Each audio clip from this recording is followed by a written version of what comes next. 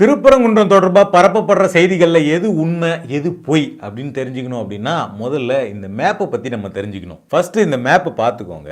இந்த மேப்பில் இந்த மலை அடிவாரத்தில் பார்த்தீங்கன்னா நீங்கள் திருப்பரங்குன்றம் முருகன் கோயில் இருக்குது. அந்த மலைக்கு உச்சியில் சில மடிப்புகள் தெரியுது இல்லைங்க, பார்த்தீங்களா? அதில் ஒரு உச்சியில் தான் இந்த கார்த்திகை தீபம் அப்படிங்கிறது வழக்கமாக ஏற்றப்பட்டுட்டு வருது. ஸோ அடுத்ததாக இப்போ இந்த பழனி ஆண்டவர் டெம்பிள்லேருந்து போகிற படிக்கட்டுகளை பாருங்கள். அந்த படிக்கட்டுகள் போயிட்டு நெல்லித்தோப்பு அப்படின்னு ஒரு பகுதி இடையில வருது.